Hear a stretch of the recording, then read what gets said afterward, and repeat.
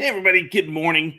Had some camera issues, had to swap cameras out. So this one's a little awkward because I had to do that. Let's get this show started in the proper way. And you know what? To be very honest, I just realized I forgot to add my bumper to my video. So we're going to just start right here. This is going to be an exciting day. Welcome to Coffee and Darts. This is episode 81. I'm your host, Matthew. Some technical difficulties this morning. Literally, my main camera just wouldn't turn on. I swapped out cameras to this one, and it's a little cockeyed. Sorry about that. Let's see. Good morning, Scott. Good morning, Dynamite Dave. Sorry you're a little under the weather. Just got your COVID jab. Sorry about that. Not feeling too good right now, but enjoyed the show. It's going to be an interesting one. We're going to dive into it quickly because it's a long one. I'll be very honest. I had the opportunity to talk with some wonderful females this weekend. So this weekend was an exciting weekend for me. And if you're new to this show, you're like, what is this about? We talk about darts here on Coffee and Darts, but it's 7 a.m. here Pacific Standard Time. So we drink coffee, not alcohol at this particular time in the morning. Unlike some of our guests this morning, you're like, what? No, seriously. Yes, I'm in my garage, and I probably could have cleaned this up a little, maybe tightened up a little and not shown some of my... There we go. So, yeah, if you're new to the show, that's what we do. I talk interview darts professionals, people in the darts space, manufacturers, and occasionally we bring on other people that can help darts players, whether it be social media related or other things. We just like to talk darts and bring others into the community. So welcome to the show. Go ahead and give me a ton 80 in the comments if you're ready to get this thing underway and get into Girl Power Hour, which should be fun and exciting. Well, I already know it's fun and exciting because I recorded it. I had an opportunity to sit down with Jenn Mounts, Lorraine Hyde, and Tori Kewish. This past, was it Sunday? And it was a funny, interesting whole event. I'll give that to you, and then we're going to dive into it. They played their match, and it was like, I don't know, their match started like 2 a.m. for Tori. So when I interviewed them, it was like 3-ish, a little after 3 o'clock in the morning for her. Lorraine, it was evening time. And then for Jenn and I, time change had just happened. So it was technically, I don't remember what it was. It was like 7 or 8 o'clock in the morning. Yeah, it would have been closer, actually, maybe closer to 9. I don't remember exactly, but because of the time change, like it was an hour late or earlier for us. It was, I get this text from Jenn, like, hey, Matt, time change. Like, we're doing the interview today. And I'm like, no, you told me it was on the 21st, like next week. So, like, I know, what? But I was able to kind of switch things around with the family. And get the interview in. And the interview, what you guys are going to see is about half the interview. Really, we continue. It was like a 3-hour, just festive awesomeness with the ladies. I'm kind of like a fly on the wall. I'll be very honest. I throw in some questions occasionally and let the ladies just go with it in regards to, what we're talking about. We talk about, jersey sponsorship. We talk about what it's like being a lady in darts, some of the mental aspects, like how do they feel when they come up against a guy? How do they feel when they play another female? What it's like having a guy as a partner versus a female as a partner. We dive into a lot of that aspect. We dive into some of the creepiness, being a professional darts player and the creepiness that can come in regards to social media or just at a tournament, like some of the creepy type things that might happen with guys or even girls at tournaments. So we dive into all of that. I get them to actually admit who their favorite male and female darts player are currently and who they think will win this year, or I guess it'd be the beginning of next year for world champion.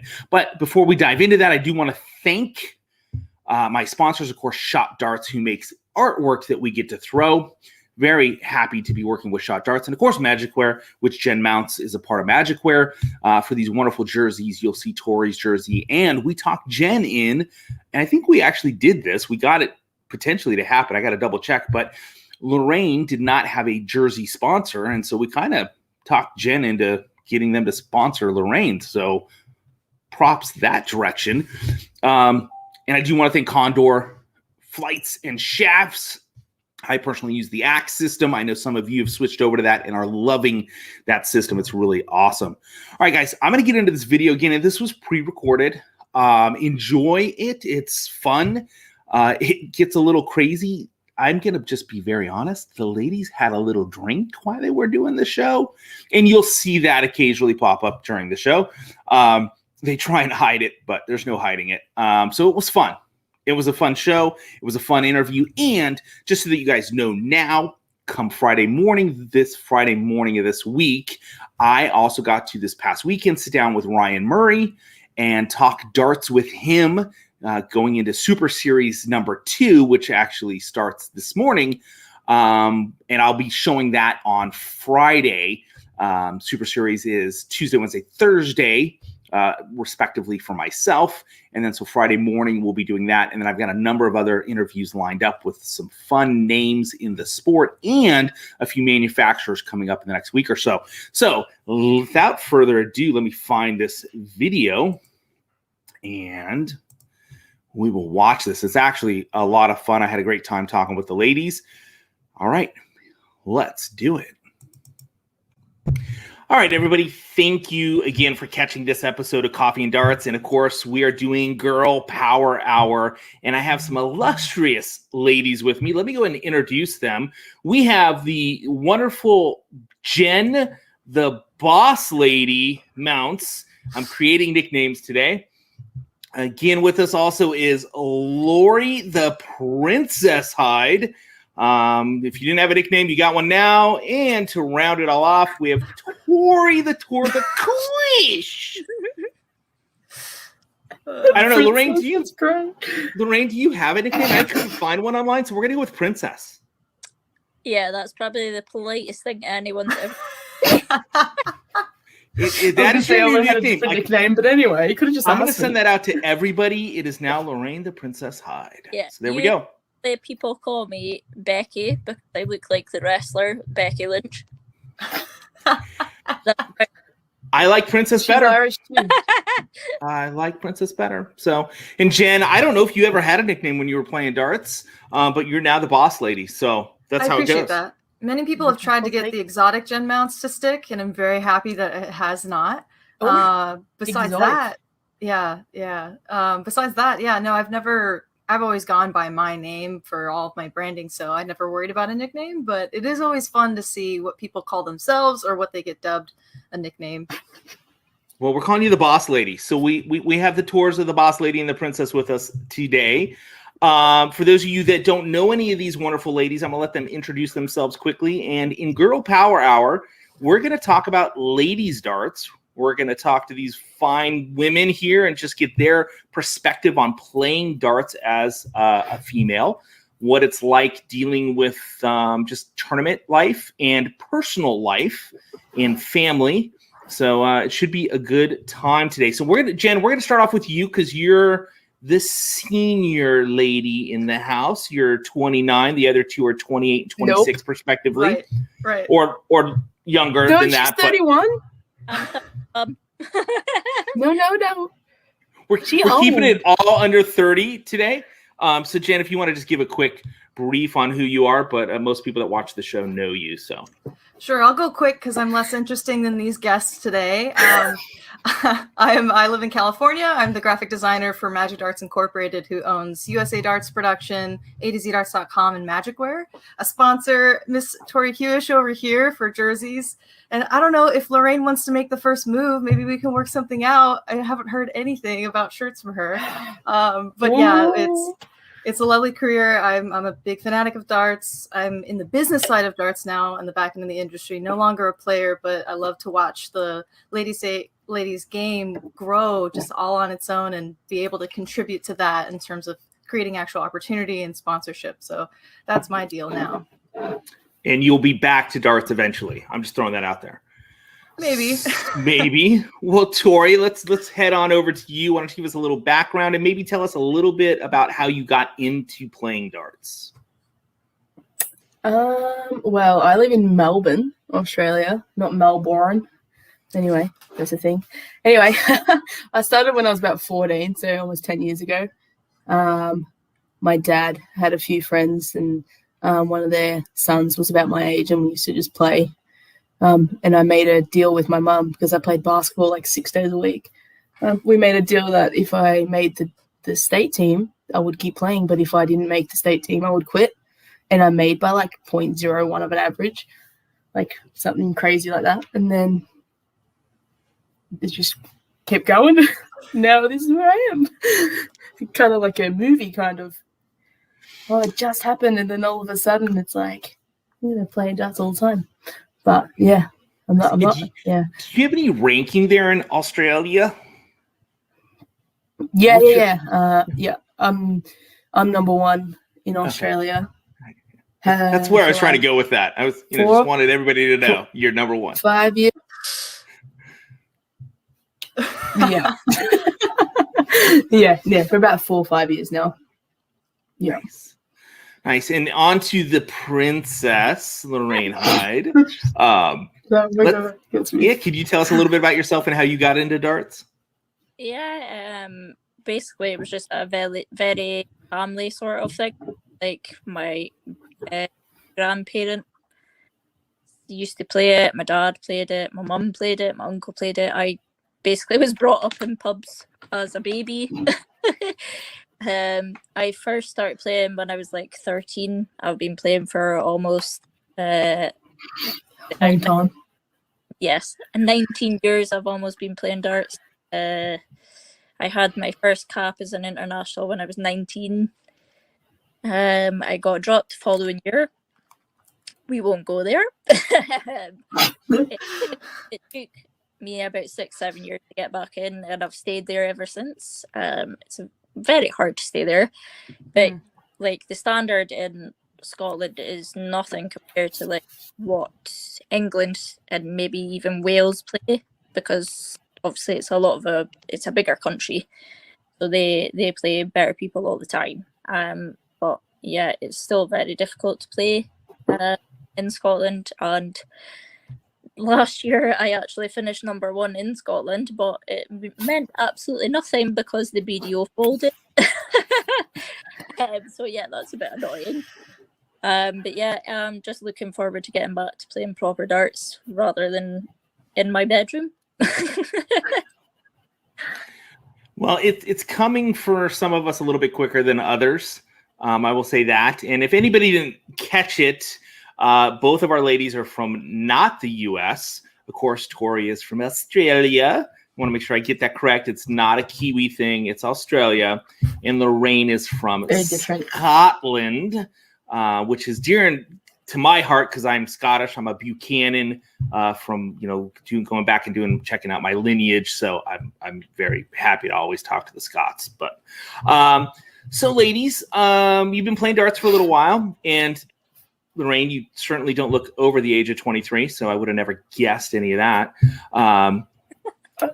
What's it like? All three of you, I'm going to throw this question out to all three of you, kind of let you guys answer it. What's it like? Because Jen, you've played darts, in the past, playing that, and the other two of you have been playing darts for a while, and you're still playing kind of in a competitive format. What's it like as a lady going to tournaments? What's the feel like? Is, just kind of give our listeners an idea of what it's like to be a lady playing darts these days. Who wants to go first? I was about to say, who wants to go first? Go on, Jen. I think the goal, if you want to be successful, is to not think of yourself as, some cinema player, like anything before. You should think you're a dart player before anything, that you belong in the space that you're in, that you're there to win. And regardless of talent, experience, gender, you have a focus on, one goal. Sorry, that's my dog. He's very excited for this chat right now. Poor Milo. He's like, screw women's darts. but no. However, some people are hyper aware that they are a woman in the space, and people can bring attention to it. Others can specifically fixate on, the hyper specificity of the women's game only. But I think, you need to be able to balance your attention and focus between thinking like, I got to grow the women's game, I have to contribute to the women's game, but also I'm just an individual person who wants a career in darts and to play the game that we love.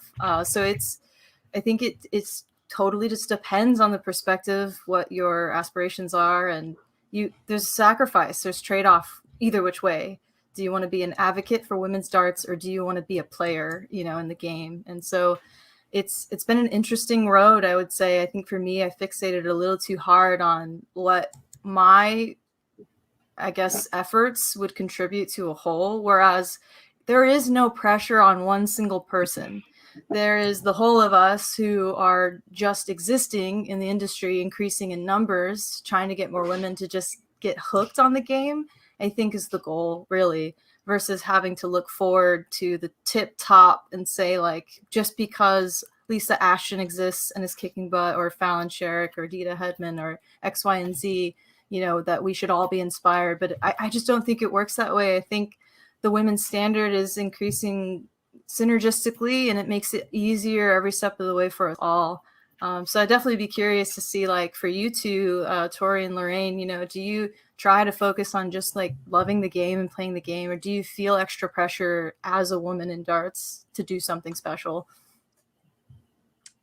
Do you want to go first, or you? You go on. You go. I wouldn't say I would feel pressure, no, because I actually, to be honest, I probably enjoy playing more against men than I do against women. I find it way easier. The pressure is off because there's no sort of pressure on me because they're not expecting me to win, kind of thing. And I tend to generally play better against men. I've played in a men's league since I was 13, and I generally play better against them than I do in the women. But yeah, the likes of when I play, for instance, the PDC Ladies series last year, in October, yeah, I did feel a bit pressured, like, because I knew people were watching me. There was potential sponsorship there if I played well. But yeah, like, it's not easy. It's not easy because, like, we can't play just as good as men. I was like, but the opportunities aren't there, kind of thing. But there's a lot more of it now, and yeah, I've tried to encourage women to play. Like, there's maybe 2-3 darts players that I know that I've brought under my wing that have been younger than me, that I've helped with, like, going to darts. I'll try get them to come with me. I'll drive them there, whatever. But yeah, it's very hard to get some ladies interested, because the opportunities, the money and stuff's not as good. But yeah, I think there is some sort of improvement the last maybe 5 years.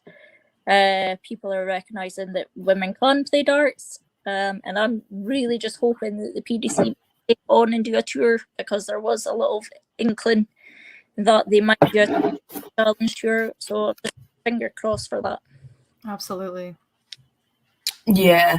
Look, when every Tuesday I play against the men. I'm the only girl in the first division, and it is hard. Like, I have players like, I don't know if you know, Mel Cumming. He's been the one on the Dart Stream Live, and he's been killing it, and he's such a good player. I have players like that that I play against every Tuesday, and it is hard. And I started playing there when I was about 19, 20, and my average went up at least 4 or 5 points just from playing them.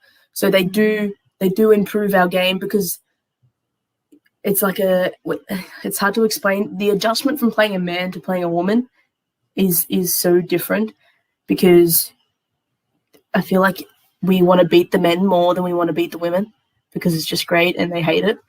But it is, like, they all treat me like a different, like the same as the other men and all that stuff. So there's no, oh, she's a girl anymore. It's she's a dart player, and I really respect that from them. I don't really see pressure. Like, I know it's really different to say it about yourself, but I'm very naive when it comes to the importance of things. So when I go to a tournament, I'm there to have some fun. If I don't think I'm going to enjoy myself, you won't see me there, and I can guarantee that. I love darts, and I do love darts, but it's a different ball game when it comes to playing because you want to play or than playing because you want to go. Like that, I feel like that's different for me. And for me, yeah, I'm the one there that sits on the table and just tries to make everyone laugh than to go and win a tournament. But yeah, I don't really feel pressure when it comes to that stuff because I go to play darts, and if I inspire someone else to play, then that's just a bonus. But I think the women's game has grown so much, like Lorraine said, in the last 5 years. You wouldn't see women like Lisa in the PDC tour. Like you wouldn't see anything like that. And I think the more exposure women get, the more confidence they get in their game. Therefore, they get better. So I think that because we've been given more of a chance now, our game's only going to get better, and it's just going to keep growing and growing and growing because we're getting this exposure, and we have things to work for now. We have things to get better for, and it inspires us to be better players and better role models for the younger ones coming up as well. So the way I look at it is it's kind of like the 4-minute mile. If you guys remember your Chariots of Fire and the whole 4-minute mile situation, like nobody could break the 4-minute mile. No one could keep past that. And then finally it happened. And then the next year, 10 people did it. It was like a matter of someone just had to do it. And then everybody went, oh, it can be done. We can do this. 100%. And of course, like we saw Lisa Ashton at the UK Open. She's the first female tour card holder to win a match. So that's a boost forward. And of course, Fallon Schrock, her incredible run at the World Championships 2 years ago. So there's definitely some movement. But Lorraine, you talked about playing in the BDO. And of course, the BDO is defunct. And so that took that women's game kind of away. Do you guys feel that the PDC is going to do that? I know that like they've said, hey, it's open to everybody, but will we see a women-only league? Do you guys even want that? Oh, well, like there has been word that they may do like the same sort of thing as the Challenge Tour, like a women-only tour, which I think would be great because the lady series that they did in October, it was completely different from a BDO tour. But don't get me wrong, and some women may or may not like it. I don't know, but I really enjoyed it, and I just hope they take it on. However, I would still love to play normal tour like the BDO, not the BDO, sorry, the WDF have taken over, but there's not really much said about what's actually happened about that. The only thing I've heard of is the December, which hopefully I will go to. But yeah, take something on because I just really enjoyed the PDC series that they did last year. It was completely different. And the way they ran it, great. There was no mucking about, very professional. And I think it would improve the people that are serious about their game, that it would improve their game big time. Yeah, I think what the WDF are doing is great. They've kind of just gone, okay, video, no longer, we're going to step in and we're going to do the right thing by not just the women, but everyone. Giving others an alternate like league or whatever to play in as a because they know that everyone's main goal is to play in the PDC. If anyone wants to play darts, they want to play in the PDC, and they're aware of that. They're not trying to go head to head with the PDC because they know that there's such a well-established company. There's no point trying to fight it, not trying to better them. So what WDF are doing is giving that exposure to the players that are on their way to that. And I think that they're going to benefit the women's game a lot, I think. And what they're doing is, I think I really am appreciative of the WDF for stepping back in and going, nah, we're going to take the reign now and we're going to, help everyone, but especially the women. And I think their main goal is to normalize darts, not go, this is men, this is women, men are better, women are this, blah, blah, blah. They're just going to, make everything equal, which is fantastic. At the Masters, I think they want to have the same amount of people.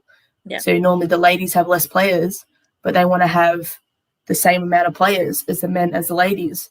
And I think that will show the depth that we actually have and the good players that we do have, not from the main countries, but like for Australia, for instance, we have some great players that don't get the exposure that they deserve because it's so hard from down here.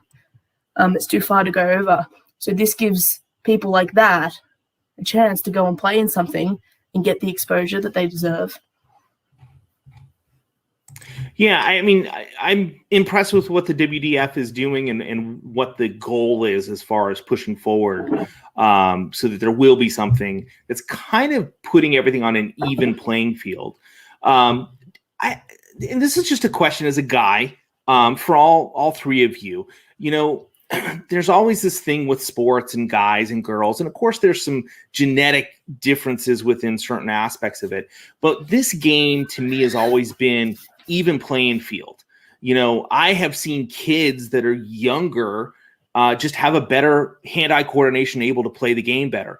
I personally think women mentally can play the game better than men. I think men are just more aggressive, and that could be part of the difference. But how do you feel about, I mean, the levels? You guys have had the opportunity to play men. I see it as an even playing field across the board. Is that how you feel about it, or do you like the aspect of, you know, a guy versus girl or girl situation? I think the testosterone for the men makes them so competitive that they care more. I think that's what it is. They genuinely care more, so they're gonna like, I'm not losing to a chick. I don't want to play bad. I'm not losing to a chick. So they're so aggressive and you know, I don't even know how to say it. But whereas I think, yeah. Go ahead. I don't even know how to explain it, but like, I don't think an even playing field, because for me personally, like, this might get total shot down by many people, but this might sound a bit sexist in a way, but I think, like, when I play a man, I really don't care. I have no, like, they've more to lose in my eyes than I do if I was to get beat, kind of thing. But when it comes to literally playing darts, men don't think about anything else when they're playing. Women, simple-minded. Women have things called hormones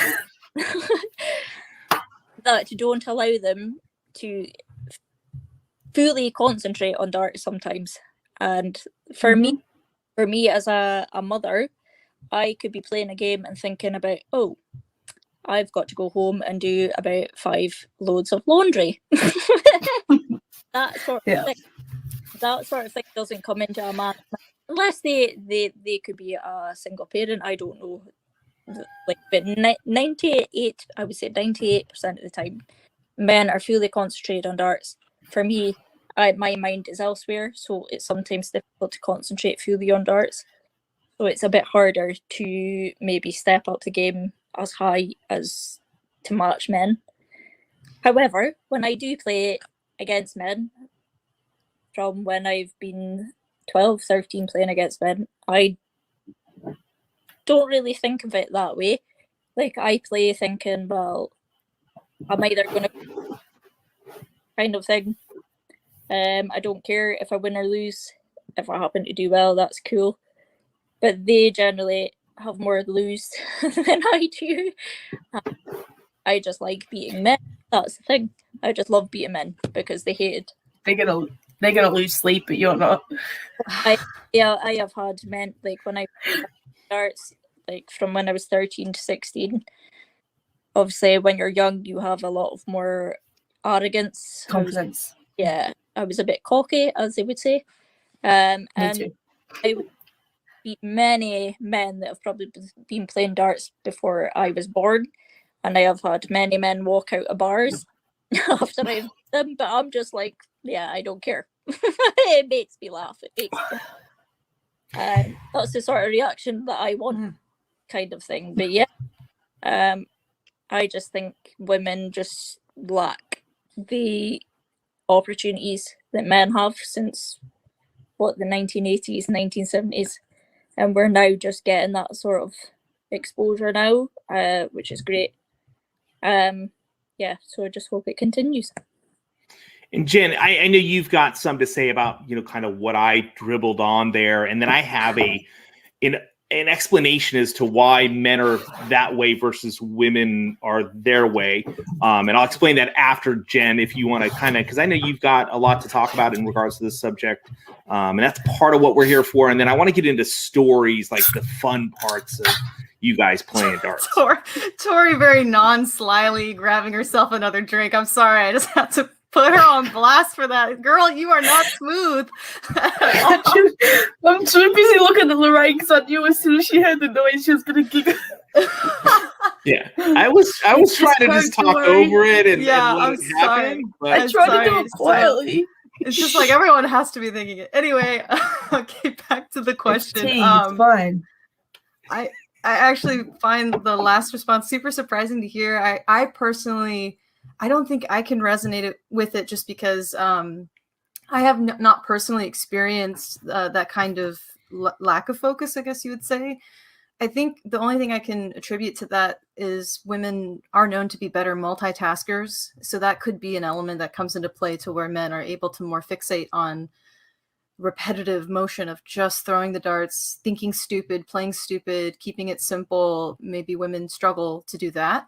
For me, I found that I could easily like focus on just that one task. The only thing that would creep into my mind would be like I alluded to before, is that additional pressure of like, I have to beat this guy because he's being condescending to me, because he thinks he's innately, going to win the match, or that he's more deserved of it, etc. I would almost think the opposite, to where I've found myself in many situations more fired up to win the match against a man. And I definitely feel more complacent playing women.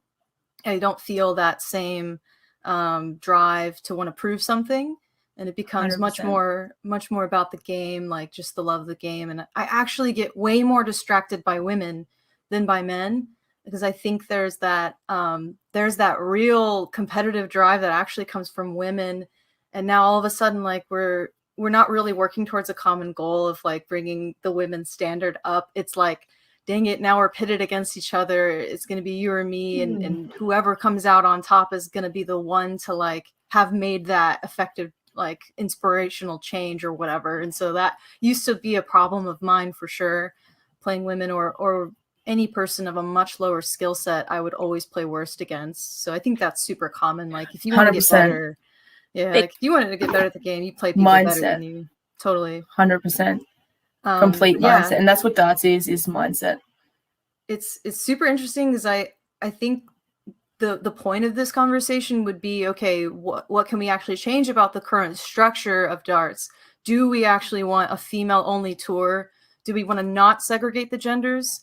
And I think all of this in theory is fun and dandy, but at the end of the day, regardless of whether I think you just force women to play, open gender, open anything, it just doesn't work that way. And you simply can't, suddenly force people to completely change all policy and how divisions are structured, because that would just be a complete shell shock.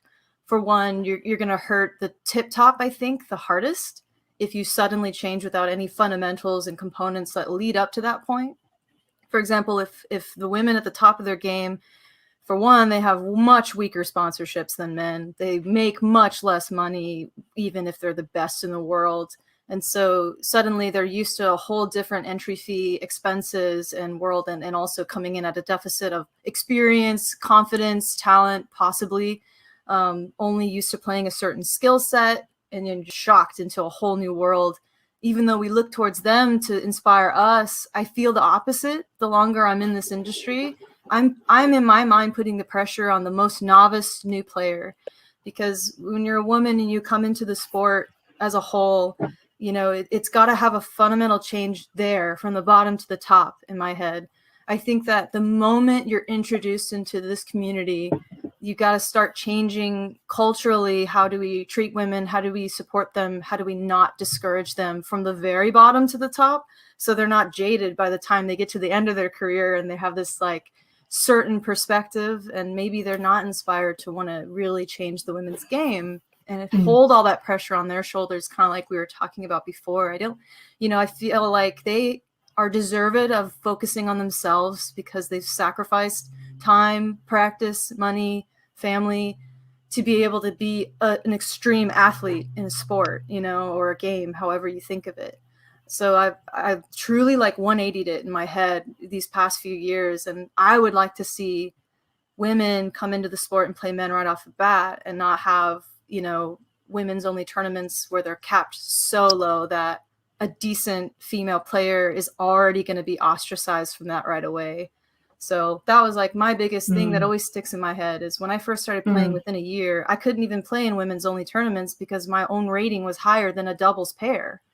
Like I, you know, say like I'm a 10, I don't know if you guys know medalist in America that used in like the Pacific Northwest area, you know, I'm like a 10 medalist and the cap is like 8 for 2 people. So it wouldn't even be possible for me to play with a 1. And then you've got like darts live. That would be like a 12, I think. And Phoenix, I don't know, maybe like a 20 something. But anyway, rating doesn't matter, but I'm just trying to get the point across that, like, you talk about lack of opportunity at the top. There's lack of opportunity all the way from the bottom to the top, and 100%. very little reason to want to be great. More women than anyone sandbag and soft tip so they can fit with these pro players. Like, it's like a cultural thing that's taught in America. I don't know about elsewhere, but I find that, you know, I would just love to be involved with the league, the starting leagues, tournaments, working our way up to the very end and let the pros take it from there. But it's a tough question that I don't think has any one reason why women are less successful than men. It's 1,000 components that come into play. Yeah, you don't have enough time to explain it all. Well, and being, you know, a guy and playing, and I play in, you know, basically a bar league here in Southern California. And I will say I've been beat by ladies and I've been beat by guys, and I'm pissed off either way. I don't care. I hate to lose. Losing sucks. So, yeah, I don't care if it's a lady or not. And in my mind, you know, like when you look at other sports like archery and shooting, golf even, because women have a propensity to control emotion a little bit better during certain aspects of whatever the sport is, whether it's during the shoot, whether it's during the swing or whatever, they tend to, in my mind, have an advantage at that perspective. But then there's the rest of the game, Lorraine, like you were talking about. And here I'm going to give you guys, this is an insight on men. So I'm just going to open the book up on men here real quick. Dear. And for the guys watching, I'm going to open the book up on ladies.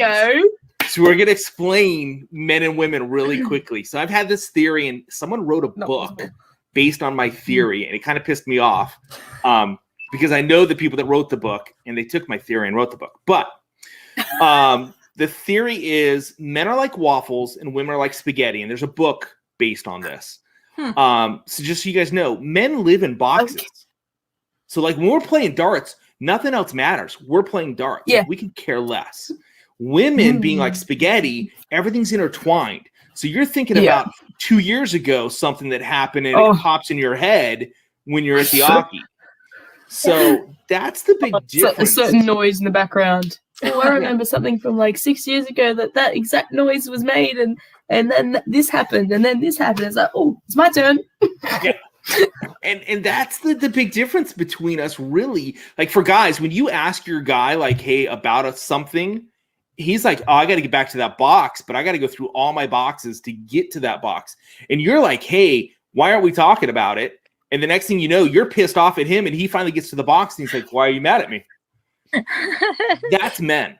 So that's kind of one of the differences, really, when it comes to sport for men versus ladies. We focus hyper on that moment, where ladies are like, crap, I got kids at home, I got the dog at home, I got this at home, I got the laundry, I got this, whatever that might be. We don't care. Like we just don't care. So I think that's the big difference in that perspective. But we know there's some differences, and we know that the sport needs to come a long way. I agree with you, Jen, that the ladies need to just come in and play the guys from the lower levels. And then that way it grows. I would love to see more women in the PDC. You know, it's a matter of winning a tour card. I think they've opened that up, and I think that's great. But let's get into the fun stuff now. We kind of talked about that stuff because everybody wants to know about it. I like fun stuff. All right. I like stories. Let's do it. I like stories. And, Tori and Lorraine, we know that you guys are friends and that you probably have some stories. But I don't want to get into talk about that. too deep stories. Jen, I'm going to start with you. What's a moment in your darts career when you were playing that you look back on as a fond memory? You know, like that moment where you're like, that'll always be in my spaghetti. I'll never forget that. Man, I have, it's sad because I think I have more horror stories when it comes to like being a woman in darts. But every once in a while, I'm like, oh yeah, there are really good experiences that I should fixate on and not color my whole perspective of the industry. And I will say it's been nice to take a step back from playing just to be able to come back and recognize that I have a lot to be thankful for. And a lot of people, there are just a couple of individuals that make this community just like the most amazing, incredible thing that I've ever done. And I'm really lucky to have just fallen into this. Man, I have to say, playing in my home bar, I think everyone can resonate. Like, you've got your spot that you always go to. And mine was All Seasons Sports Bar in Washington State. And I used to live in just like walking distance of that bar. So go there every day. And it has to be playing in the extreme leagues for the first time when, for you Americans that know, like Tournament of Champions started coming around and everyone started getting the Galaxy G3 boards. Like, my area was all about darts live at that time. So it's like 5 years ago, maybe less. And the owners of that bar, Lon and Mindy, brought in G3 boards just so all of us Washington people can start qualifying for this one thing. And so like they came in, and I mean, it was tough because for them financially, I think it's better for them to have different machines maybe at the time. Brought in like 5, and we're playing virtually, and none of us are used to playing like someone on the little screen. You know, your opponents are in a completely different area, and then all of us are just like here. And I'll never forget like doing those monthly extreme like tournaments that they do to qualify, and there's a trios team, and everyone that just is our regulars in the bar drove down just to watch us play and try to win this tournament to like qualify. And so that's, I think, moments like that where you recognize, you know, the game's not just about you, and it's not just your journey. You've got people cheering you on whether you realize it or not. But like acting like a fool and just jumping up and hugging each other in the middle of match, like those are the memories that I think of often, you know, which is very unsportsmanlike, but you know, they can't quite tell in the little camera like within the dartboard, so it was all right. But I think that was the coolest thing ever. You are literally only surrounded by people that want you to win versus like you've got your two little groups, and there's nothing worse than going to a competition and you're in singles, you're going against someone and they have like 15 people cheering them on and you have no one. And when you walk up and throw, it's dead quiet. And then when they go for their turn, it's just like all this camaraderie. Oh, I would do anything to not be in that situation again. So it wasn't Whiny Wednesdays. Whiny Wednesdays wasn't the thing you remember. If you two ladies don't know, go search Jen out on YouTube. She did a thing called Whiny Wednesdays with some of her friends who are now married. I can't. And I loved Whiny Wednesdays, just so you know. Wait, is it EY or just Y? Just like W-I. Well, wasn't it W-I-N-E? Wasn't it W-H-I-N-E-Y? Okay. But if you just type in Jenn Mounts design, I think on YouTube, you'll find my channel, and there's a playlist. But all it was is we'd pick just like searching it now. I'll watch it later. I'll get it. Hang on. You just pick like the topic in darts, and then we would whine about it, literally. But it's mostly drunken Whiny Wednesdays. Yes, and that's even that's better. Like, with Jeff Springer and his wife now. You guys would sit on the bed, and you know, I have a pink donut pillow somewhere because of you. Yeah, that was given to me as a gift from Hawaii, all the way from Hawaii. Nice. But yeah, I went to the. I know we're totally getting off subject, but hey, who cares? This is what it's about. I was at the sorry, county I fair. Really need to pee. You can go do that. We'll just all chat it up. I think we lost everyone, Matt. Yeah, that's okay. You and I can chat. Those, just so everybody knows, those two ladies just played a match. We're doing this interview right after they played a match against each other. And so we'll give them this little bit of break, and they're coming back. I think I can do this. Yeah, there we go. Hey, it'll just be us until they come back. Hey, nice. Lorraine. Oh, look, Lorraine just showed back up. But anyway, I was at the county fair, and I had the opportunity to win a stuffed animal, and I had just watched that episode, and I'm like, I want the pink donut with sprinkles. Awesome. I love those fair games where you have the woody darts and the balloons. And then the Aki, or what the desk that you stand behind, is literally 3 feet behind the target, and I'm just like, well, I'll be here for 6 hours. You guys enjoy the fair. But those are great. That was a great match, though, by the way. If you guys missed it, go to usadarts.live or just follow us on YouTube or Facebook and watch Lorraine Hyde against Tori Kewish. It was awesome. We're hoping for a rematch already. I think I would love to see the international ladies play cricket just to see their strategy. And that's my favorite, is talk about men versus women. Like, guys always play more aggressively in cricket than women. So that's kind of like interesting that's the only time. You've not met me. So cricket it is. That's going to be awesome. I'm Scottish, so we're generally aggressive as it is. Awesome. So let's get back to the questions here. I know you guys are all checking out Jenn's thing. That's okay. No worries. And as we get back into that, I do want to just give a shout out to Shot Darts, who is Tori's sponsor. So give a shout out to Shot. And Wrong side. And to Magicwear, who does her jersey as well. Yeah, and we got to give them sick. There we go. Nice. We're going to give a shout out to Lorraine's sponsor. If you didn't know, it's Super Darts. She recently signed with them. And apparently she's going to be one of the new players for Magicwear after this call here. I think Jenn and her are going to have a conversation. I just want a percentage. Have my face on her shirts. Yes. Yeah. Yes. I'm going to negotiate that, and I just want a small percentage. Okay. So, all right, let's get back to the question that's at hand. What's a moment in darts that you remember that you kind of look back to and just go, that was a moment or the moment? And Tori, I'm going to throw that over to you, and then it'll come to you, Lorraine. Oh, that's sounding completely ridiculous. I kind of have I do have a few that I do think about. I think, funny enough, in Romania, which is actually when I beat Lorraine, but it's not that.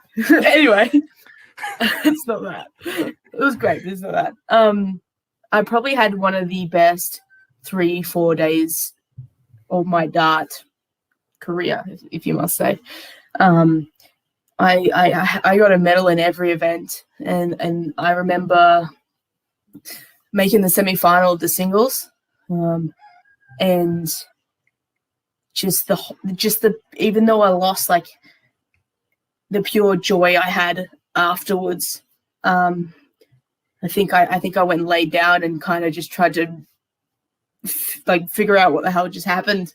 But it's something that I'll never forget. And that whole trip was, just being able to represent my country, and the backing that I got from, like, every time I'm overseas, I have such a great, support network at home.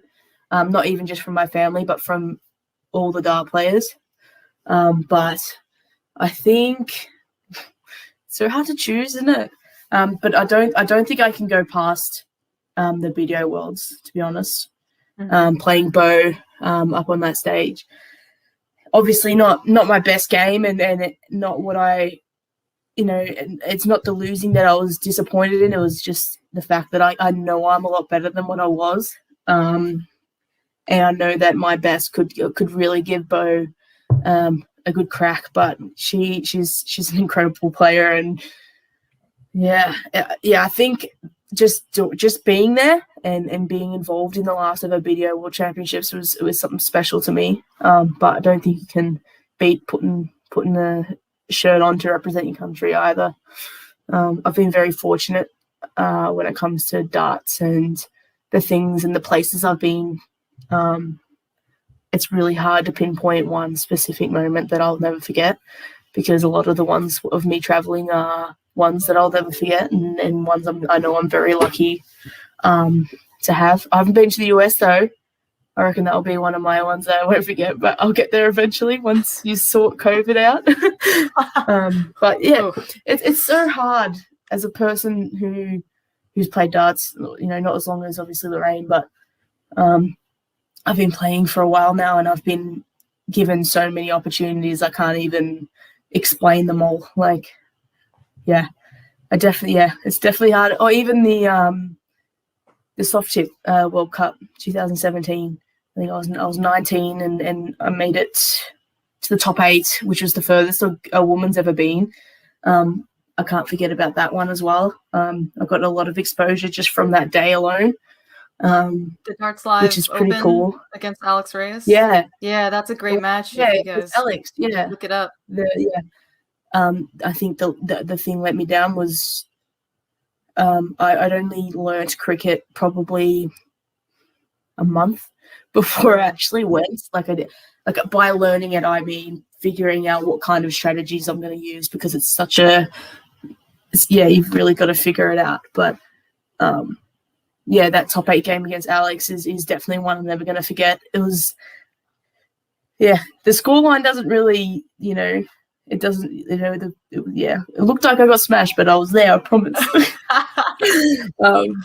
But he was such a gentleman about it too, and I'm very, I still kind of can't figure it, like afterwards, just the amount of people that come up to me and supported me was insane, and I don't think that's a moment I'll ever forget. The first thing I did was ring my parents and try to talk to my parents, and all these people are coming up to me, and I'm just like overwhelmed at the same time, but I'm like grateful, but yeah, I don't know. I don't think I have a specific one. I think there's just multiple that I just look back at and go, oh wow, I'm so lucky to have such a great support network, and obviously my sponsors and stuff, and very lucky, I like to say.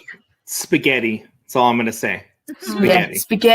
Spaghetti. Exactly. It's all that I'll be playing the game of matching. steel tip and think, oh, remember in 2017 and I played soft tip that one time.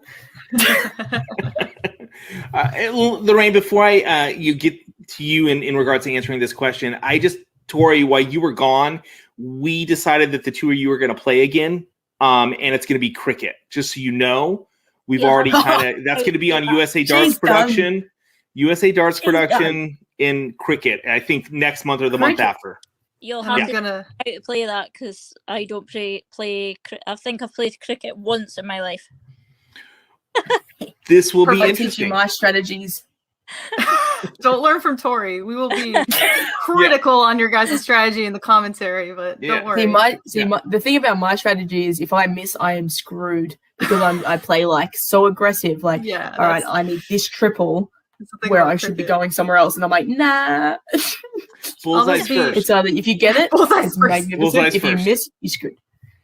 Oh no, I'm not that. Yeah, Lorraine, that's what you're meant to do. Everyone goes for bullseye first, and then they start at 16s, and then they go to 15, and it's a super weird game, man. Like no one even starts at the 20s. It doesn't make any sense. Yeah, exactly. Why do I feel like you're rubbish right now? Because I'm always talking rubbish. All right, Lorraine. So, you played in the BDO. Yeah, I'm going to bring this right back around. Let's just move on. You've had an illustrious darts career. In your 24 years of age. We won't say darts, of age. Why do you call her 24? She's the princess. She's the princess. So we have to call her 24. She was so much older than me. I can't get into ages. I'm a guy. See, so we have to leave that alone. What's a memory that you have of, and it can be multiple memories, but what's something that you want to, that you would share with others that, you could look back and go, man, this was awesome in darts for me? I have a few. Probably my youth was probably my better darts. I got beat in the Winmer World Master when I was 17, my last year that I could play in. Black and white TV days. I can recall what year that would be. I was 17, so it would have been 15 years ago. 2006, 2005, maybe. Yeah, like when I was a youth, I was confident. I wouldn't say too confident, like a lot of youth players are. They're a bit arrogant. I did have a bit of confidence about me. Yeah, I love those days. I would say I'm probably missing a bit of that arrogance nowadays. But yeah, I got beat from one of the best youth players that there was, Kimberly Lewis, in the final. She was well known for being a 13-year-old that hot a 9-darter. She will always, in my eyes, be one of the best youth players that there ever was. But obviously now that you have Bo Greaves, she's just a different kettle of fish. she's just freak. Yeah, exactly. She's just Who's that? freakishly good. I have played Bo. Oh, I know very well. I have played Bo several times. The last time I properly played her was last August in the Cleveland Open, and I stupidly went 2-1 up against her and got beat 3-2. Gutted about that, but yeah, she's such a good. But yeah, another time, the first ever time I pulled my international shirt on for Scotland. That means a big deal to me. It means a big deal to anyone that pulls on their shirt for their country. I was one of the youngest players to ever play for their country until like the last couple of years. Someone took that spot from me. But yeah, that made such a big deal. In my first ever cap that I won, I was 19. I won 3-0 against Jan Robbins from Wales, and she was a well-known, like, great player for Wales. That year I finished number 1 in Scotland. I won the Scotch singles. I won the Scotch doubles with my sister. It was a really good year for me. But I would say probably the best moment is getting back into that team. After a long 6-7 years of trying to get back into it, it was the hardest thing I've ever done in my life. Yeah, just try to get your face to fit, playing the good stuff. It is really difficult, and I've stayed there ever since for the last 5-6 years, and hopefully I will stay there. Yeah, so I'm just looking forward to get back to playing for Scotland, because that's what it's about for me. Soon, like, I don't know what I would do if I didn't have Scotland to play for, kind of thing. I love darts. I always will love darts, but obviously there's other things to come into factor in life.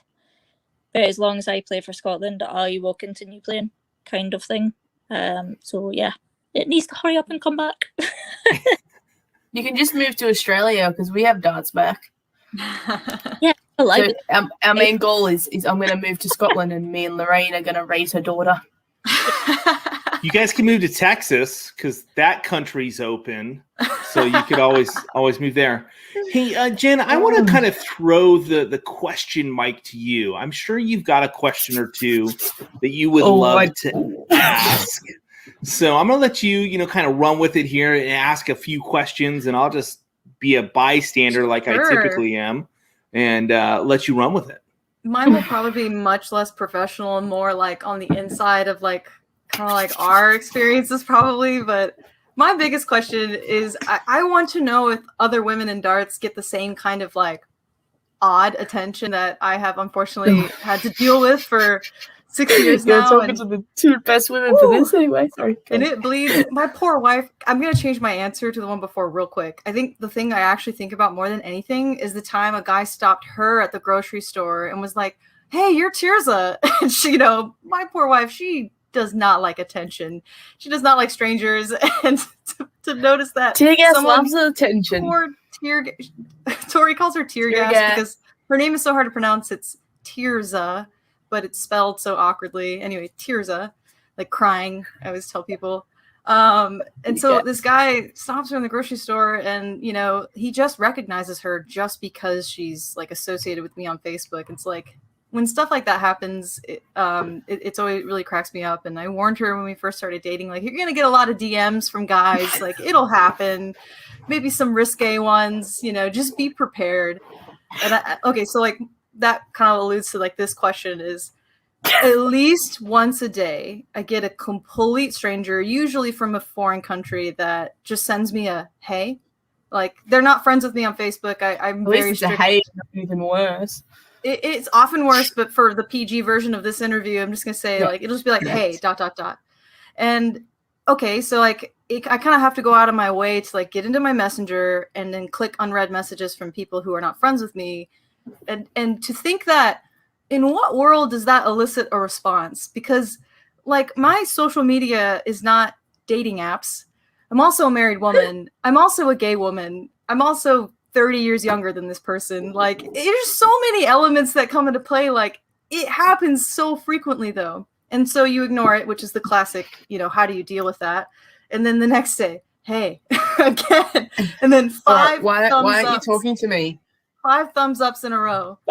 Maybe like a GIF.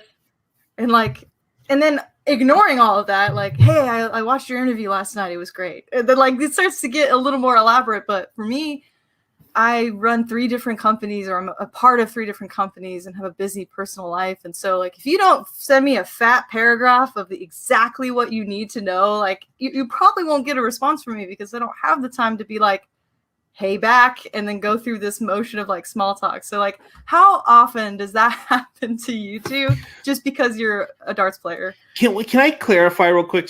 So are these like eggplant DMs? Yeah, like, okay, that's what I figured.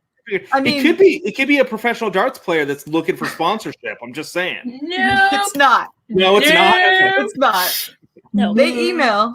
They know, but they read my blog and they email the proper channel. But yeah, okay. Like, for the most part, it's literally just like a poke. It's like that annoying, like, how am I going to get into a conversation with this person and keep up, like, you know, that social life with complete strangers time and time again? Me and Tom, we've got a group chat with other people in this, and we quite often talk about this. Really? It literally is dedicated to creepy messages. Yeah, we screenshot all the You're alive? Like all the people. You're alive, yes. Yeah, the shade they throw. No, back that's what they say. They say, "Are you alive?" Because you haven't replied. Are you alive? That's the name of our That's what our group name is called. Because a guy messaged me saying, like, he had continued to message me, how are you, blah blah blah, hi, and I just didn't respond. And then he went, "Are you alive?" Because I'm too nice. Sometimes I'm too nice, and I just don't block them straight away. Kind of. Yeah. That's being nice. It's not blocking them. Because it's generally people that I might actually see in person. They might continue messaging me, and I'm like, well, I don't really want to block them because they see me like in a month's time. But then they keep messaging you, and you're like, yeah, I'm just going to block you. But they keep saying, hi, how are you? What you up to? Blah, blah, blah. Are you okay? And then this one time they say, are you alive? And I'm like, this is too funny. No. No, I'm not. So I'm not the only one. Is long story short, it's actually quite disappointing, if that makes sense. Like, you're playing darts and you've got that exposure, and without sounding completely arrogant, you know, I'm known, and people know who I am. If you play darts, you know these people, and you want to be, you don't want to be sexualized, and you don't want to be, you know, and the amount of messages, inappropriate messages that I get, and I know for a fact that Lorraine gets, and so do you, Jen. It's ridiculous, in my opinion. I think it's so old school. Like, you know, it's 2021 now. It's so socially awkward. Is this still but why is it still happening? Like, who's teaching these people their social skills? Like, and these people we see in person, like, we see them, and I can guarantee that if someone messaged me and said, hey, and asked me a question, like a genuine, I will respond. Hi, Mia. I will genuinely respond. You know, I have no problem, speaking to people that want to actually have a conversation. Sure. But if they're being inappropriate and stuff, I don't understand why people are going to do that. I guess this is just like I a don't- social message, like just be respectful of people's time. Like Yeah. anyone's, we're reasonable people, and if you have a direct question, we always have a direct answer for you. But Yeah. we're not Tinder. Like, treat social media properly and Swipe stop left. paying me. Yeah, like Yeah. you know, If you that's don't not- get look, and I'm not saying that it's just, like, obviously I'm not saying that all men are predators. I'm just saying it's that a small amount, but it's massive the Yeah. amount that they No, that- communicate. I will always speak to anyone that messages me for a start, but me as too. soon as they start getting weird, I'm like, look, come on. Jog on. The amount of screenshots Lorraine and I have sent to each other is massive. It's right, Matt. We like you. You're good, mate. I don't get any of this stuff. Like, I only get hit up by Oh, shirt manufacturers from other countries. Oh that God, want- it's the worst. yes, they want to be friends with me because they want me to buy shirts. Like, I've Right. never been hit on social media. I'm Aw, feeling Matt. a little inadequate. I am gonna So- slip into your DM right now. Let's give him a little pick me up. Yeah, thank you, Oh my you. goodness. So I'm kind of curious about this. I know, Jen, this was your question. Um, Matt, I just seen your message. I can do it too. That's why I was going, what are you doing? um, Oh, I should be quiet. It's like 4 a.m. Sorry. oh, it's okay.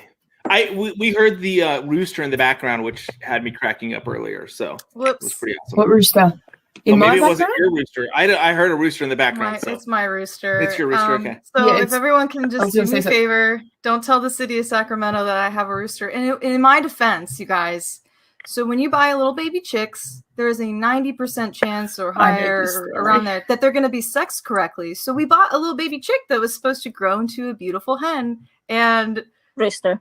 a long time goes by, you guys, like a long time, and we finally realize that we have a rooster and not a hen, and he's just full on crowing, but he was a happy accident. He's my favorite thing in the world. He protects all the hens, and he's such a good rooster. And I implore anyone to have chickens as pets because they do what they're supposed to do, and it's way less responsibility than you think. Like, way harder to take care of my dog than those chickens, for sure. But yes, I am a small farmer now, and I'm just riding off the coattails of my wife because it's all of her hard work, of course. Obviously. Yeah. yes. So Yeah. where do you go from That's that one? just You know? fun. Yeah. And Jen, I want you to be able to ask a couple more questions, but I kind of want to dive into this a little bit more because Go on.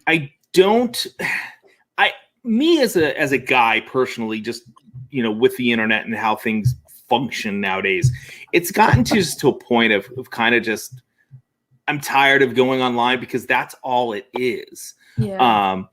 And I am kind of curious how the ladies deal with it, because I'm assuming that you guys are just hammered regularly with this type of stuff. Is it just a matter of that you guys block people? Is it a matter of, Yeah.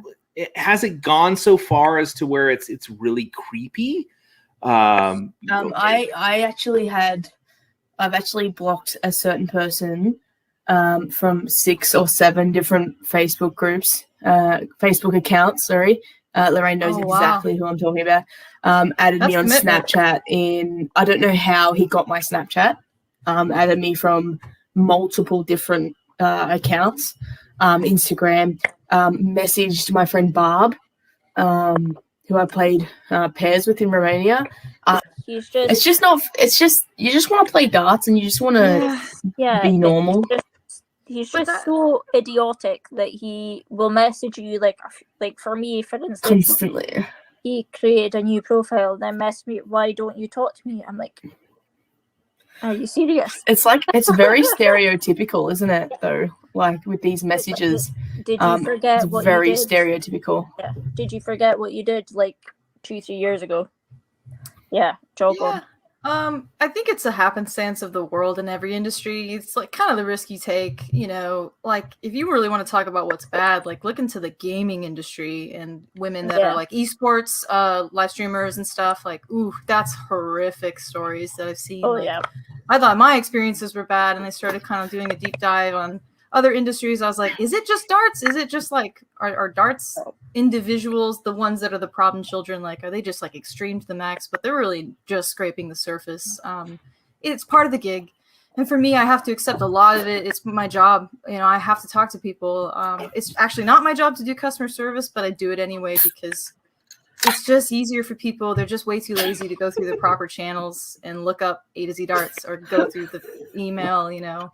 So I answer those questions. I'm happy to actually like help someone fit them to a dart or answer common 100%. product questions. But I am more than happy to have a conversation with someone that genuinely wants to have a conversation. Oh yeah.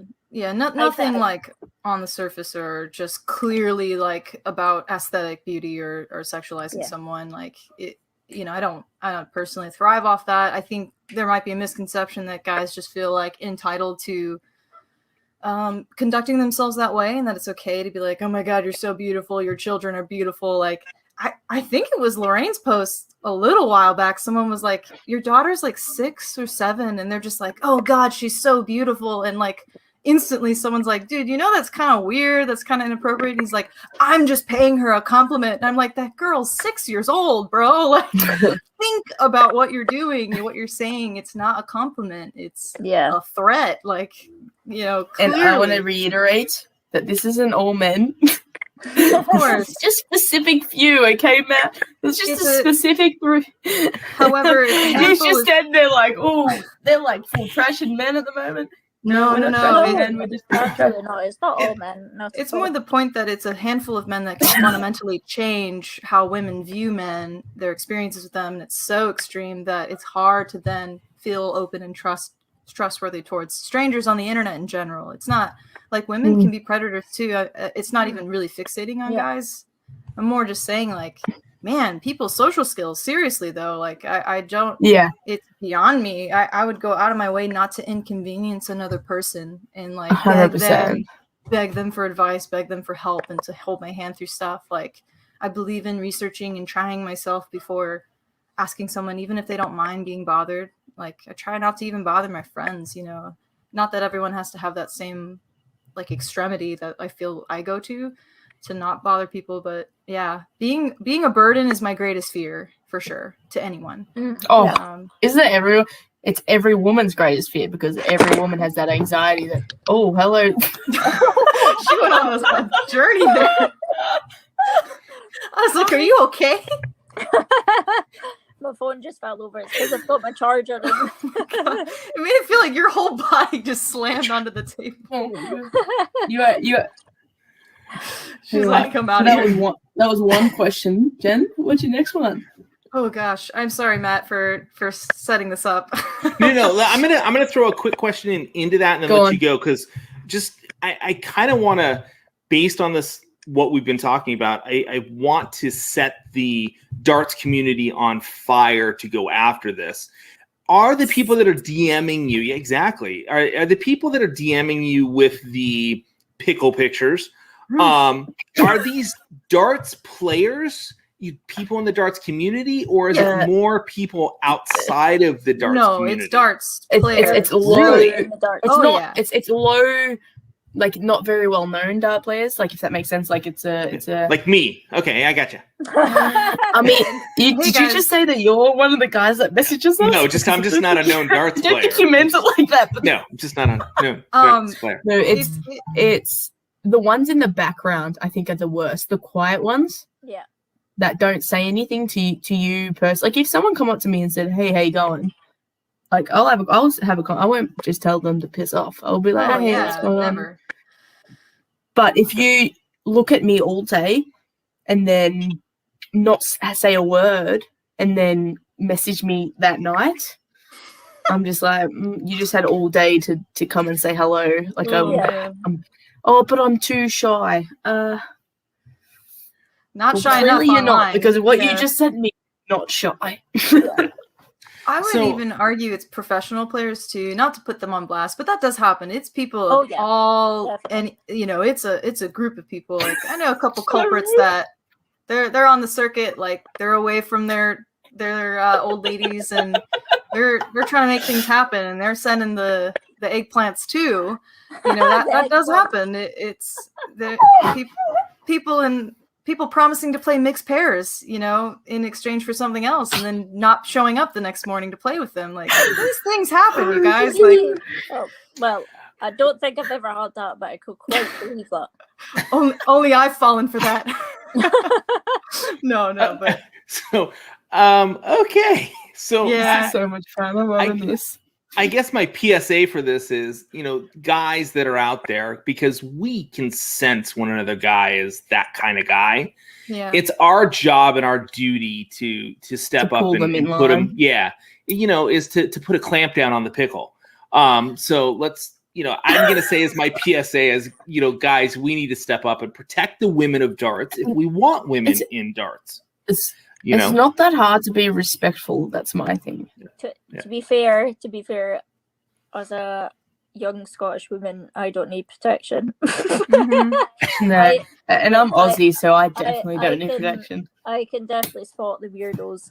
And generally, like, most of my friends are male, and they will have my back 100%. But usually, I'm there before they are, so like that's not an issue. But obviously, the people that are maybe not so gobby as what I am, or outspoken. Don't say that word. You know you're not meant to say that word. Sorry, not so outspoken as me. Gobby means a different thing in Australia.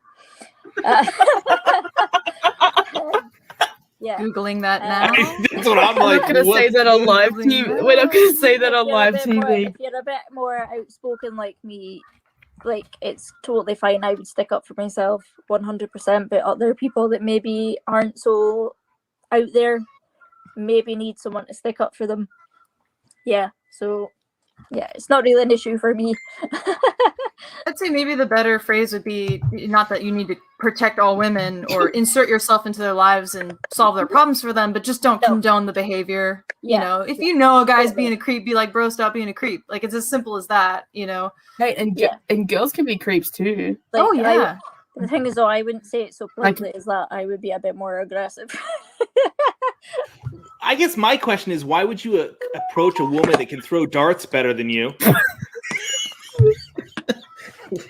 Why would you sort it out, mate? Sort it out. On his charger, right? Okay. Why would you approach a woman or say something to a woman that can throw a sharp object better than you? I mean, that just doesn't make sense to me. But Jen, I'm gonna let you get on. And my darts get called spears. So. Yeah, there we go. Well, I apologize. I started all this. I'm gonna take credit for that. Yes. Anyway, next question. It's been like bothering me for years. So anyway, there was something that Tori was saying, and I wanted to elaborate on it. It was something about like, in regards to like playing men and the reaction. I just can't quite put my finger on it, but like, was it the aspect of like where like women tend to not be as aggressive when they're with other women, but when they're with playing against men? Was it that aspect? Because that one got me. I was like, oh, really? Oh, okay. The way I explained it wasn't really what I meant.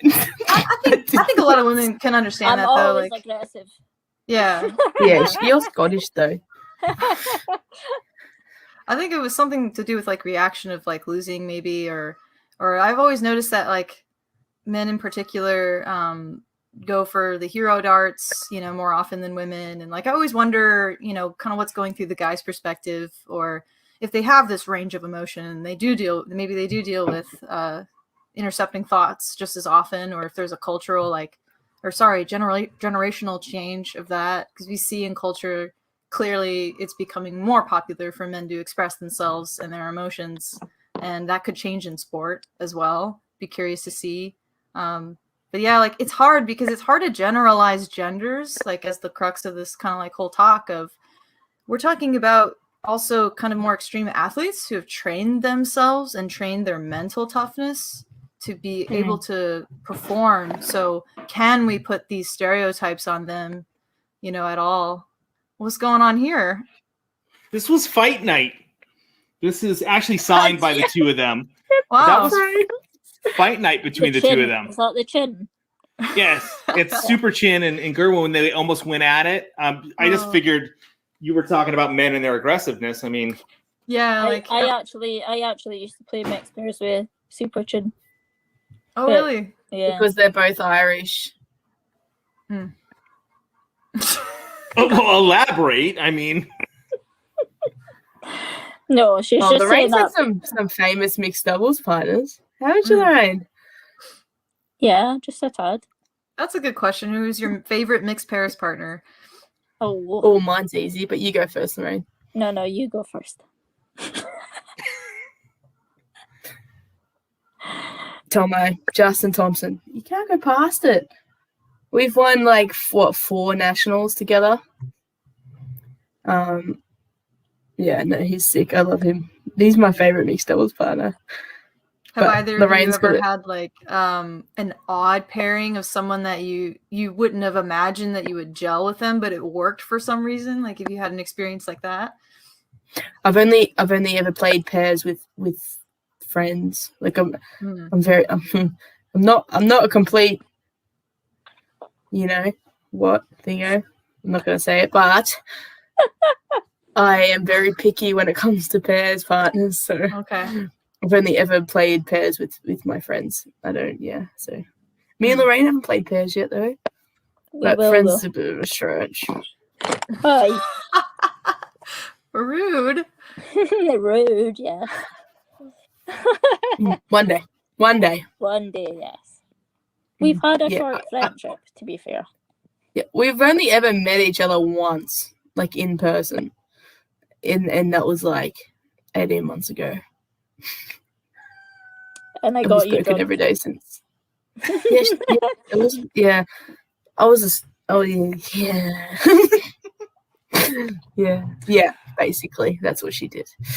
I wonder But if it's the any tank different, like internationally finding partners. Because I found that once I hit the dart scene in 2013, everyone that was decent was already paired. Like you knew, Yeah. especially with women, like you knew, like Yeah, it was going 100%. to be Callie West and Robin Curry. It was going to be like Paula Murphy and Stacey Pace, or like just there's these dynamite pairs. Brenda Rausch. Oh my God, I'm totally blanking on her partner's name. Renee Ripple. Brenda Rausch, Renee Ripple. Like, we have famous American pairs out there. And the men's seem to switch it up a lot. Yeah. But then when it came to mix, like I have just been thrown. There's like a couple of people that help put people together because we're such a large country, and you kind of go to them for help when you go to competition once a year. And I've had the craziest partners that it's really had to teach me to adapt for what I expect in a partner, and how to like handle someone that's really talky, or they want to critique what I'm doing, or be a huge coach to me, or someone that just totally keeps to themselves. And it's been like a wild ride. I don't know if that's like typical for other American players or what, but I've noticed on the international side, there tends to be like, they kind of stick together. But I haven't asked a lot of players that. Yeah, I genuinely have the same pairs. We had I played like obviously before Corinne moved to England, we played to every tournament together. And then when she left, I played with sorted out, mate. Sorted out. It's a vibration. I played with Leanne Clegg, who was Leanne Wilson before she got married. And now it's me and Barb, who I played pairs with in Romania, one of my best friends. But I genuinely don't really play with anyone else. It's not a skill thing. I'm just very lucky that they're great dart players. It's a fun, and like I said before, I want to play darts and have fun. I don't want to play with someone who's going to take it too seriously. So I would rather play with someone who I'm going to have fun with, than someone who's going to throw 100 average every day, every game. I'd rather they can throw a 3 average. I don't really care. As long as they're fun, it doesn't matter to me. I'm like the total opposite. I'm such a crazy person. I'm like, I just want my partner and I to have the same strategy and like stick to ourselves.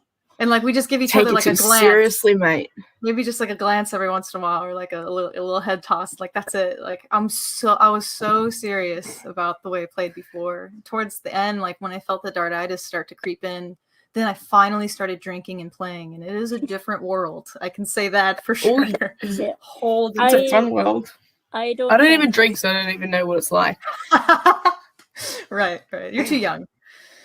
Yeah, I'm too young. Yeah. See? I don't try and keep. What was that face, Lorraine? That's all I'm saying. No, I tend to more keep my mixed pairs partners the same more than I do women partners, because not everyone goes to the tournaments that I do. That I tend to do more than the people that I go to with. If Tori, will she stop laughing? I'm so she's making me laugh. I'm so sorry. It's because you're saying partners, and she's clearly just like head in the gutter. Like if Tori was no, because I know more than all of you. Like if Tori was to go to tournaments that I go to, I would probably play with Tori without a doubt, because we would have a laugh. We wouldn't take it too serious, and you're more likely to win things when you don't take it too serious. But the likes of like mixed pairs, I've played with men, like loads of good players that are way better than I am.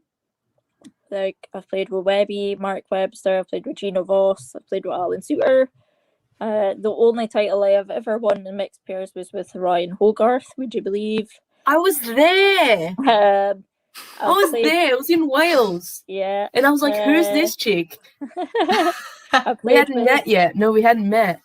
Played with the father of my child, Cameron Manzi. He's a cracking player, just a twat. Absolutely. So he is probably one of the most natural players you will get in Scotland. He's awesome. He just needs to sort his head out. I think your phone's had too much to drink. It's because it's sitting on like one thing of a charger.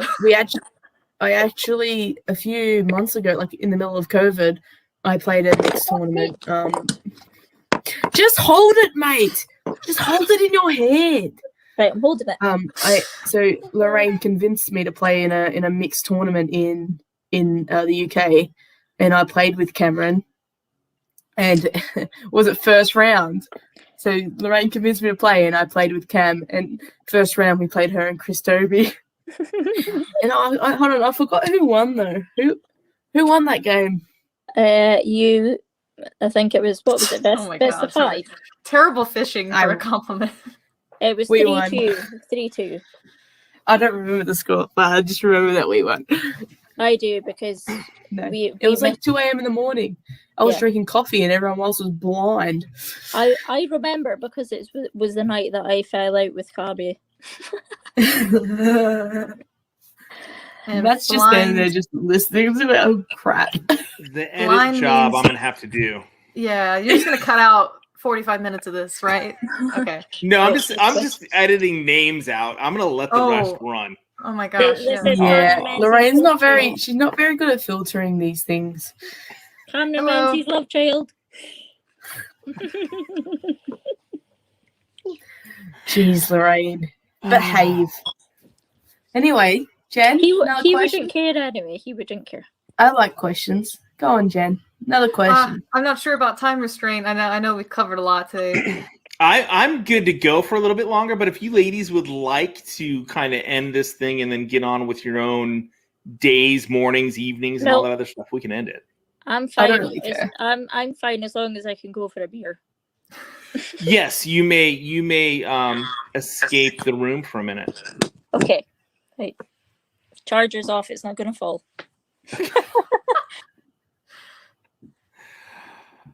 Okay. So this is so great. I'm gonna do that right there. We'll wait till she comes back. So Tori, she's not great at filtering. Well, everyone's very zoomed in right now. Just say, sorry, go. Well, I did that on purpose. Mm-hmm. Tori, I'll just ask you a quick question since your Magicwear rep is on the line. What's it like going about getting the sponsorship? Because this is a question I get asked a ton. I know Jen gets asked this a ton. How do I get sponsored? What's sponsorship like? What was it like with Magicwear, going through the sponsorship process and getting your jerseys? Was it a process? How was it? It's funny. Well, actually, what happened was I seen Jen's designs on Facebook and I'd seen a bunch of the stuff that she'd done So I messaged her and I said, I'm looking at getting new shirts. Will you design them for me? Happy to pay, all that stuff. And then she came back with, I'll talk to my boss and then we'll figure out a sponsorship or something. And I didn't have any intention of trying to get it because I'm not that kind of person. I won't just go to a, no offense, stranger and go, give me free things. Like, I'm not that kind of person. So I messaged her just to get shirts. I didn't even ask for a sponsorship. And then all of a sudden she's like, yeah, I'll talk to my boss and we'll see what we can do. And she came up with all these designs and they were fantastic. And I said, yeah, let's do that. And then it happened very quickly. Don't you think? It just kind of just rolled on. And then all of a sudden I've got these shirts rocking up at my door. Yeah. No offense to Tori, total accident sponsorship is really like what she's explaining. And it's so funny because Magicwear is a startup company and we truly don't look for sponsored players. They kind of just keep happening because it's one of those, like, you don't want to miss the opportunity with a player that comes along and is interested in the shirts. And so we had just decided that we were going to do a women's Premier League, and we still are, but that was just when Kevin Malenfant decided that he was going to retire, and he was because Shot told me about that. Yeah, so Shot Darts, we were looking for a sponsor of the tournament. Ones that, and they were like, "Oh, you got to have Tori Kewish in it," and I'm like, "Who's Tori Kewish?" Sorry. So I'm researching her, and I'm like, "Oh, okay." And so I've got her accolades and everything set up, and she was going to be one of the players picked of the 6 international women, and so then Kevin retires and like we're all like scrambling to figure out what to do, and we decide that we're going to acquire USA Darts. And so now everything's on hold because Will Stewart didn't exist at this time in our eyes. Like, we had no live streaming technician. We were just working out like purchasing the company and the equipment. It was a whole ordeal, and so we had to put the complete project on pause. And again, another happy accident because we've just absolutely loved having this live streaming platform. And so we hired Will, so he gets paid for his time.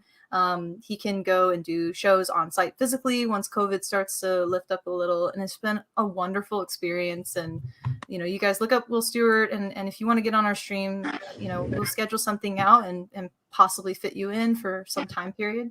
And anyway, so Tori's like, hey, like, I'm looking to get new shirts made. And the thing for us is we're not catered to the individual person. So Magicwear is a custom, like, made to order for teams, leagues, events. We're talking like one design, 30 to 100 pieces per client. I have only wholesale clients. And so when a really good player messages me, it's almost like, do I really want to charge them as an individual or charge their sponsor when I can look at them as a sponsored player, since they already want to represent, the brand. They like the fabric. They want me to design them for them. And so it was a no-brainer. I already knew I wanted a sponsor the moment she messaged me. But of course, I have to go to the boss and talk it through and make my case for her. And easy, done deal. And so I just came back and I was like, hey, how about this instead? It's a little easier on you. We can cut Shot out of the mix for having to pay and worry about design. And that's how that started. So I don't think as many people will be as fortunate to, get a sponsor that way. But yeah, I've done that a few times. So that was a Maria O'Brien situation. That was, like it's been, my goal is to just have a jersey on the back of every decent female player on the pro circuit. I mean, that would, in the PDC or WDF, like anyone that represents their country, it's becoming an accident. Then we're kind of only sponsoring female players, but they tend to be better communicators. No offense to men. They tend to not have grandiose expectations just coming to them.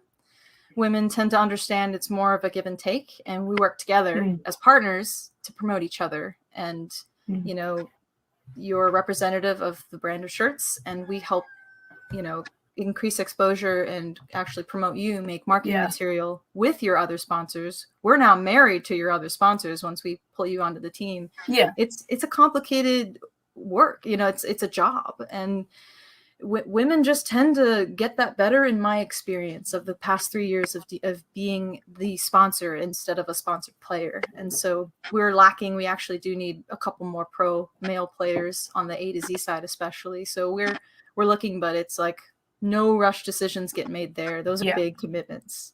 And so like is a lot easier to negotiate on the shirt side because it's very clearly product forward, and replicas get made, and you have opportunity to make money. Like Tori already did her own little pre-order and sold 40 odd shirts to like her Australian, friends and family. So it's an awesome experience getting to work with the sponsored players. I think our hardest. Go ahead. No, I was just saying, like, with even if I wasn't sponsored by Magicwear, these shirts are like, especially living in Australia where it gets hot, like it gets hot here, and these shirts are unbelievable. Like the fabric and the feel of actually wearing it, I love them so much. Even if I wasn't sponsored by them, like I'm very fortunate to be able to have such a great company behind me. But like every person that I sold a shirt to have all messaged me saying how comfortable they are and breathe. You can breathe in them. I got a few people up in Queensland, which is it's a lot hotter up there than what it is where I live. Yeah, and they all said they're great. They're absolutely fantastic. And Jen's such a great designer, and she did such a great job with designing all 3 designs. And yeah, I'm very lucky. I always say I'm very lucky. So Lorraine, just to fill you in, because you were off getting drink, getting the corona. we got into talking about Magicwear and how we're going to get you sponsored and how we're going to pull that all together and what it looked like. And so that was the conversation. And I do understand that they make jerseys that are Sherpa lined for those cold winter tournaments. So I'm just throwing it out there, I'm trying to make this happen for you. That's my goal today is to get that done. Ladies, I do want to be respectful of your time. And I know that we could go on talking for hours and hours and hours, and it would have to be bleeped consistently. So instead of doing that, this has been a blast, and I hope that I can get you both back on, or all 3 of you. Jen, you're kind of a regular. Tori, this is your second time, so you're becoming regular. And Lorraine, we're going to have to do a one-on-one and just dive into your darts career. But I think it's time that we probably need to land this plane and then let you ladies just have at it. Where's the exit? Yes, you guys can chat it up. I have enjoyed very much being a fly on the wall and learning some stuff. Hopefully those that have watched this have enjoyed that as well. I'll let you guys go around one more time. You can give shout out to sponsors. You can say thank you or give one more bit of advice. And I'm going to throw one question in there. Favorite male darts player, favorite female darts player, and who do you think wins the Worlds this year? There you go. I'm going to start with you, Jen. Dang it. I always have to go first. Okay, no. Lorraine. No, it's because you're like on the top with me. Lorraine can go first. Yeah, Lorraine's first. We'll go okay. Favorite. Careful what you say. Favorite male darts player, professionally speaking. Well, obviously it's got to be Gary Anderson because he's a Scot. He's a bit of a boner, but still love him. What? You said it, so I'm gonna go with it. Just shut up. Not in that way. He moans quite a lot, but Gary is still one of the best players in the world. Women, it's got to be Lisa. Yeah. Sorry, Tori. She's gone. It's got to be Lisa. For God's sake. That's what you get. I don't know these two. Really? Matthew, I'm sorry. They just hopped onto the interview. I didn't invite them. I promise. It's got to be Lisa. Tori, you're a close second. You're like Lisa. You're a close second, but it's got to be Lisa. She is without a doubt the best women's player that there ever is. Yeah. I can't remember the other question. Who do you think is going to win Worlds this year? Worlds, as in PDC. Yes, we're going to PDC. Who's going to win? Who do you think wins Worlds this year? Okay, I'm going to go maybe a bit slight outsider. Clayton. Johnny Clayton. Johnny Clayton. Good pick. Interesting. He's hot. Yeah. All right, Tori, we'll go over to you. All right. My favorite male player. Is that what you said? Favorite male player, yeah. Oh, there's so many names I know I have to say because you got your Aussies. Simon. Well, no, I and asked you this Damon question last time, so let's hope it matches. Oh, I don't even remember that. So this is going to be interesting. Yeah. No, my favorite male player at the moment. Ooh, I don't see. The funny thing is, I don't watch a lot of darts. Ironically, I do not watch a lot of darts, but I really enjoy watching Gerwyn Price. I really enjoy watching. He asked me a couple of years ago, and I would have said the complete opposite and wasn't a fan. But he's a freak. I really enjoy watching him. But I've got to say Simon Whitlock, of course, because he's Aussie and I've known him for a very long time. And he let me stay at his house when I went there. So no, but Gerwyn's probably my favorite player at the moment. And I really like Aspinall as well. I don't know what it is, but I've got a real soft spot for him. I really like to watch him play. Favorite woman, I'm gonna have to say Lisa as well. I love her. She's my English mum. Every time I'm over there, she looks after me really well. So I love Lisa, and I think she's a fantastic player, and I think she's the perfect role model that all women dart players need. Well, yeah, I reckon Gerwyn's gonna go back to back. Hey. I genuinely believe that there's just nothing stopping that bloke at the moment. I was thinking that too. His mouth. I knew I put money on him to win the one just gone in February the year before, like 10 months before it actually happened. I had money on him, and I genuinely believe that he was going to win it. But if it's not him, then I don't know. Yeah, I reckon Gerwyn Price is going to go back to back. All right, Jen. Favorite female darts player? I got to be the oddball and go the Japanese players because they've always been my favorite. Oh, Mikuru! Of course. Yeah, Mikuru Suzuki. She was the first female professional I ever saw on a YouTube channel. And if you guys have never seen this match, it's her versus Boris Kirschmar in a Darts Live. I don't know what, but if you type those two names, you'll find it. Yeah. And so she's diddling for the middle or corking, whatever you call it. Oh my God. She has this yellow sleeve on. It's a really old video. And she just looks so whatever. And she just walks up to the line and she's chewing gum. And it's just so hilarious. And she just walks up, she's just chewing her gum and then just hits double bowl. Just whatever. No expression, just whatever. And walks away. And I've never forgotten that my whole life. And so my whole darts life. And she's always been my favorite.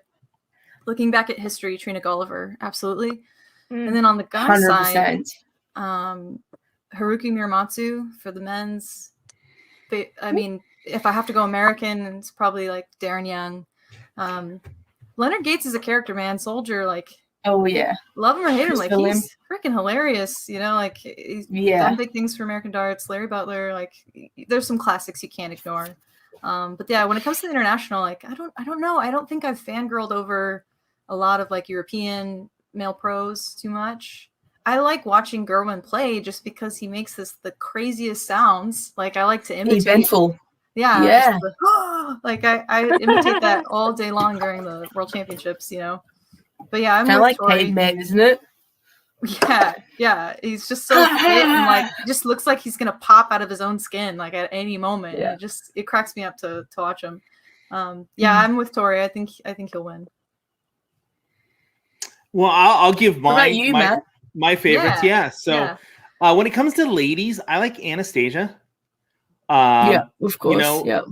I think her throw is just it's a fun throw to watch. Yeah. I must say, Lorraine, I'm a bit offended. No one said us. I'm not done. But when it comes to the ladies that I've had the opportunity to really get to know and talk to, all three of you are by far my favorite, for sure. So, but so that's that. And then as far as guys go, there's U.S. players that, of course, I enjoy watching because I'm here and I get to watch them play. I've had the opportunity to talk to Larry Butler, interview him and really dive into it. He just the historical aspect Yeah. He kind of just ends up being one of my favorites in that regards. Darren Young is phenomenal. But when I look at the PDC, I go James Wade. I love the machine. I love his ability to just check out on anybody at any time. He could have like 208 left and he'll still hit the checkout. I don't understand how he does it, but I just love that aspect of who he's he deadly is. on those checkouts. Just, you know, if it's a ton plus checkout, there's a 90% chance he's going to hit it. Yeah. So he's 100%. one of my favorites for sure. I still love MVG. You know, I just love his killer instinct when he had it. You know, but there are some younger players that I look at that I'm just entranced by a lot of them. And of course, I'm a Snakebite fan. My house is a Snakebite fan. You know, my kids love him. But that's kind of where I sit there. And as far as winning, he actually used to play for the same county that I do now. Before he dyed his hair. When he still had kind of like all that going on. Yeah. He's the one guy that I ran into in Vegas a couple years ago that actually just like was like, hey, let's have a chat. Like, I don't know if it was nicest dude ever. He's so nice. He was awesome. And then world champion. I'm gonna kind of go outside the box here just because I think Gerwin's happy that he got it. I don't know whether he's going to come back and be like, I need it again. I think Peter's happy that he got it. And I don't, as much as I'd love to see Peter, you know, come back and get it. I don't think MVG, I think MVG's he's a family man now. It's in 5 or 6 years, he'll come back and win it.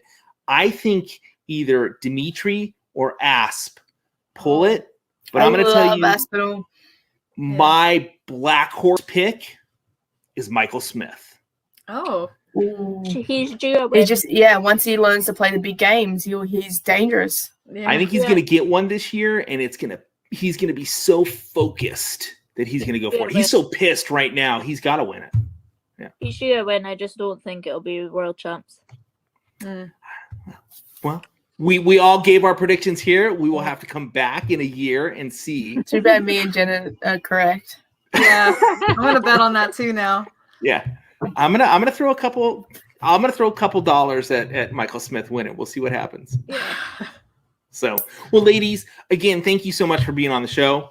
Again, we had Jenn the Boss Mounts with us, Tori the Torish. Oh, the Torish. That's new. Sorry, Torish. At least you can say my name. Will can't even say my name. I still think he's taking the piss, though. He knows how to say my name, but he pretends like he doesn't Tori, because he knows I'm going to say something. He's trying his hardest. He can't say your name. Is it because he's from Kansas? That's part of it. It is, isn't it? Yeah. It's the corn. Yeah. It's the cornness in him. And we have Lorraine the Princess Hyde, who's drinking a Corona. But how ironic. Lorraine needs a nickname. The Princess it is. So, there you go. Thanks everybody for watching this episode. Ladies, just hold on. I'm going to end the episode, but you know we can stay on and chat it up. But again, everybody, thanks for watching. Don't forget the wonderful sponsors that sponsor our show: Shot Darts, Magicwear, and Condor. Thank you guys for watching this episode, and check out Super Darts as Lorraine's barrels will be showing up there shortly. Thanks, everybody. Thanks for watching. Thank you. Bye. Unmute there. Hey, everybody. Thanks for hanging in there for like 2 hours of wonderful conversation with the ladies. And I'll tell you, we went on, like I stopped that, and we went on for at least another hour, and it got more drunken fun. Not that it was drunken fun. There was drinking that happened. I sculled a beer because that came up. It got to be an incredible amount of fun. I may have recorded that, ladies, just so that I have some firepower, and I may not have recorded it. So, but it was a blast, and I love having the ladies on. That was so much fun, and I love when we just get into the conversation and have a good time. those that watch these get to see that these professionals are just regular people like you and me, and we have a great time just hanging out and chatting. So again, thanks everybody for watching. It's it's like 9 a.m. here, so I know it's been a while. I just want to let you guys know that Super Series is on. I've been watching that while doing this. There's been some great matches so far, and if you're not a PDC.TV subscriber, run over there. It's really inexpensive. Make sure you catch the Super Series. I put some links in the chat to catch some of the matches that these ladies have played in the past, or things that have been mentioned. And again, you can go watch the two of them play from this past weekend. And I just want to remind you that this Friday morning, I'll have another interview up, another one that I went ahead and recorded this past weekend. And then I got a number of other great players and manufacturers lined up. So it's going to be a great couple of months of interviews and some really fun stuff. Thanks again for everybody hanging out. Thank you, ladies, for joining and actually watching yourselves. That's got to be a lot of fun. I'll see you guys on Friday morning. That's the Ryan Murray interview. That'll be up there. Another Scott. So we got the Scots in the house. Maybe I can get Snakebite on next, and we'll just go 3 Scots in a row. We'll see what happens. Never know. Thanks for watching, guys. See you on Friday morning. Oh, don't forget to check out Shot with their incredible barrels. Again, it's artwork we get to throw. Magicwear for your jerseys. They do have off-the-shelf, semi-custom, and full custom jerseys available. And if your team needs them, that's where they specialize in. And check out Condor Flights and Shafts as well. And let's just throw Super Darts in there. Why not? They got some really cool product as well. See you guys on Friday.